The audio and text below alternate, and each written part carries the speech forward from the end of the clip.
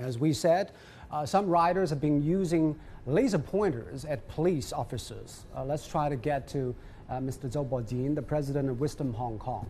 So, Mr. Zhou, what do you make of the tactics of some riders using laser beams against police officers? What kind of damages they might bring to the already very chaotic social order? Right. I'm an eye doctor and we use laser a lot. Now, what is laser? Laser is a strong light with very high energy. Used appropriately, we can treat a lot of diseases, but inappropriately will cause a lot of serious damage to the body.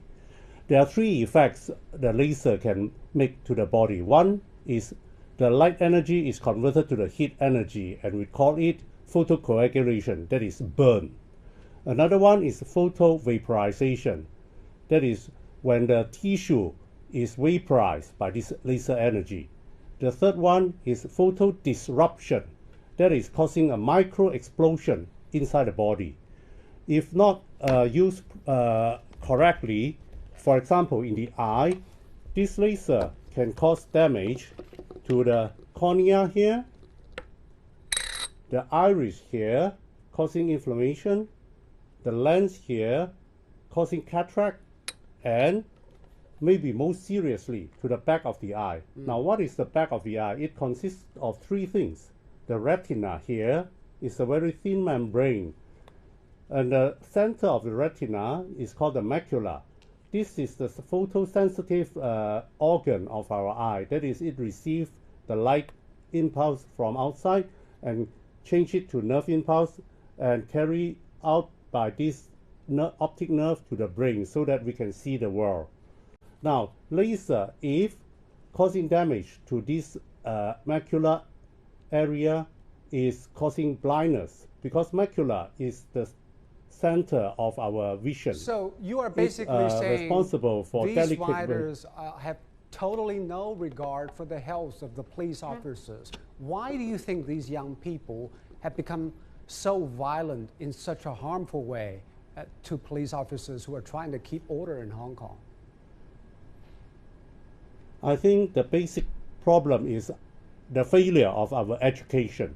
Now, I think there are three groups of youngsters here.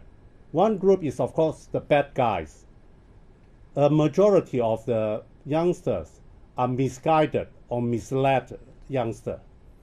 And a third group is those who understand the situation, but pretend they don't understand and they want to take advantage, get some benefit, be it political or financial benefits from all this action.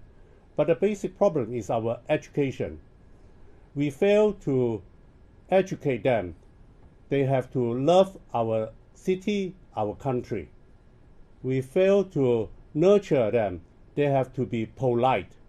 We fail to educate them to have a clear, independent thinking mind. So they are misled and misguided. So if you want to give advice to the authorities in Hong Kong and maybe the central government, would it be for us to turn things around and make things better for Hong Kong?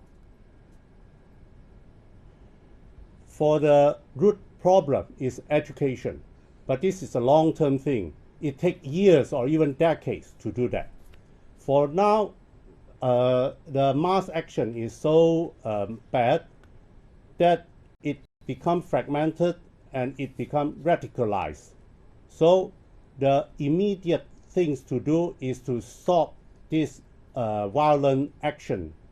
And this we have to rely on our police force.